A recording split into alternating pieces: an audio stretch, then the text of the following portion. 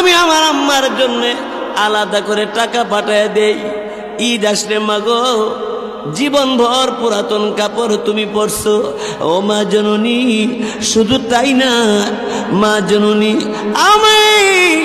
আমি ঈদের দিন নতুন কাপড় পরার জন্য তুমি ভিক্ষুকের মতো বাড়ির মালিকের কাছে গিয়ে হাত পাইতে বলছো, এই মালিক আমার ছেলেটা ঈদের দিন নতুন কাপড় পরবে, বেতন যা দিচ্ছেন চাল ডাল খাইয়া শেষ হয়ে গেছে, আমারে 50টা টাকা দেন, বাজারে যাইয়া মহাজননী তোমার জন্য আমার জন্য নতুন জামা নিয়ে আসছে।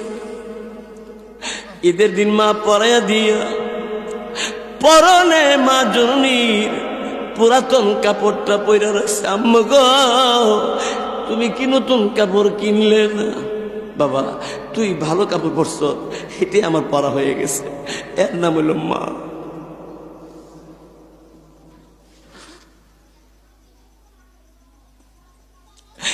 এই ছেলেটি ডাক দিব, হুজুর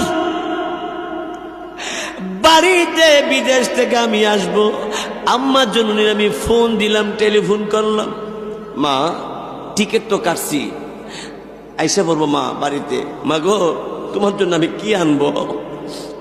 ছেলে রে, আমার জন্য কিচ্ছু আনতে হবে না, তুই যদি আয়োস তোরে দেখলি আমার সব শেষ হয়ে যাবে।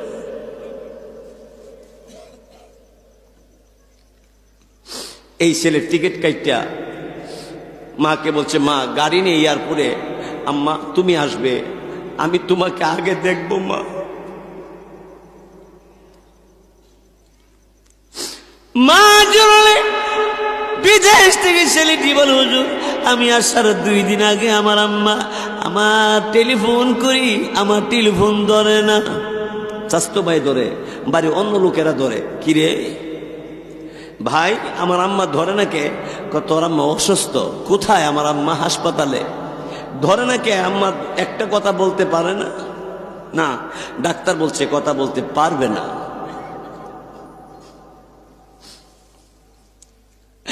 এবার চাষি জাহানের কাছে টেলিফোন করে বলে, চাষি এয়ারপোর্টে আপনি আসবেন, আমার আম্মারে নিয়ে আসবেন। চাস্তো ভাই বারাদার এরা গাড়ি করে এয়ারপোর্ট যাওয়ার জন্য বলছে। বিদেশ থেকে টিকিট কাইটা মার জন্য আলাদা করে কিছু জিনিস কিনে আনছে, কারণ জীবন ভর মা না খাইয়া আমারে হয়েছে।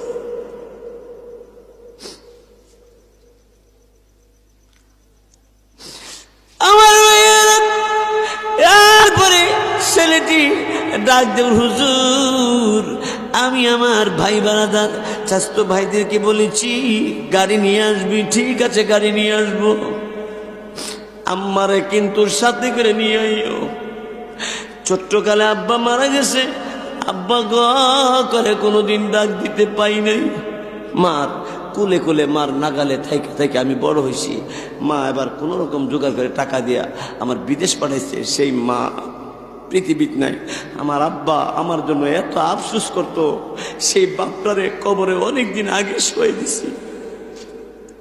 আমার মাকে নিয়ে এসো, মারে করতে নিব। 3 দিন আগে মা পৃথিবী থেকে বিদায় হয়ে গেছে। যার মা নাই এরা বুঝে মা কেমন জিনিস। যাদের আব্বা নাই এরাই বুঝে আব্বা কেমন জিনিস। এবার এই ছেলেটি এয়ারপোর্টে নাইমা এয়ারপোর্টের গেট দিয়ে যখন বাড়িতে আসে, চাচতো ভাই বানাদার আগে গেছে। আয় আয়, এবার ছেলেটা ডাক দিয়ে বলে, চাচাতো বাইরে আমার আম্মা কই? আয় গাড়ির ভিতরে আছে। অন্য অন্য ছেলেদের মা গেটে দাঁড়িয়ে গেছে, আমার মা কেন গেটে দাঁড়াইলো না? গাড়ির ভিতরে কেন? চাচি তো অসুস্থ। গাড়ির ভিতরে আয়। গাড়ির ভিতরে গিয়া দেখে মা নাই। কি আমার আম্মা কই? আম্মার নিয়ে এলি না? আব্বা তো ডাকতাম পাইলামই না। তোর আম্মা অসুস্থ, আয় আয় বাড়ির দিকে যাই। চাষি যান যিনি গেছে, চোখের পানি সাইরা কান্দে। যুবক ডাকতে বলে, চাষি গো কেন কান্দেন গো আপনি? এমনি তখন ডাকতে বলে, আমি কান্দি বাড়ির কাছাকাছি যাওয়ার পরে। এমনি তখন ডাকতে বলে, কান্দিস না, তোর আম্মা পৃথিবী থেকে বিদায় হয়ে গেছে 3 দিন আগে। এমনি ওই তখন ড্রাইভারকে ডাকতে বলে, আরে ড্রাইভার আর গাড়ির সামনে নিতে হবে না, আমার দরজাটা খুলে দে, আমার মারে কোন জায়গার মধ্যে শোয়াইছ দেখাইয়া দে। পাখির মতো উড়াল মারে রে। ছেলেটা যাইয়া কবরস্থানে পরে বলে, তোমরা কারা গো?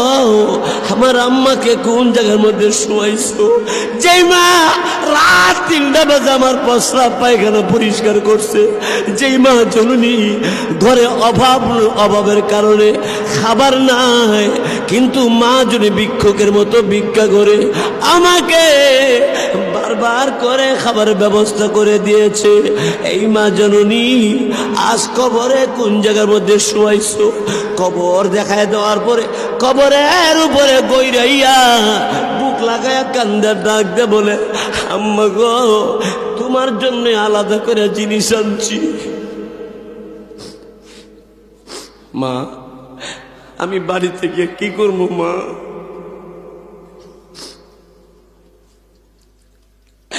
এই ছেলে কান্না দেখে এলাকার সব মানুষ কবরস্থানের পাশে চলে আসছে।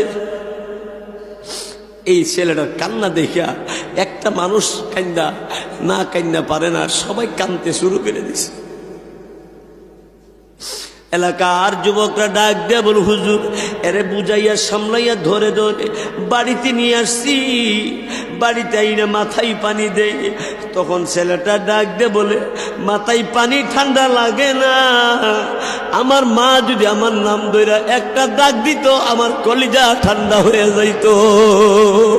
আমার আব্বা যদি আমার একবার আমার নাম ধরে ডাক দিত, আব্বা অপেক্ষা করতো আমার ছেলেরা কবে যাইব বাড়িতে, কবে যাইব। ভাই আমার আব্বা আম্মা নাই, বসুন একটু করে মোনাজাত হবে আব্বা আম্মার জন্য।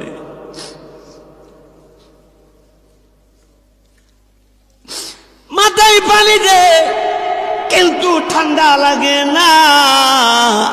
মায়ের মতো আদর কেউ করতে পারে না।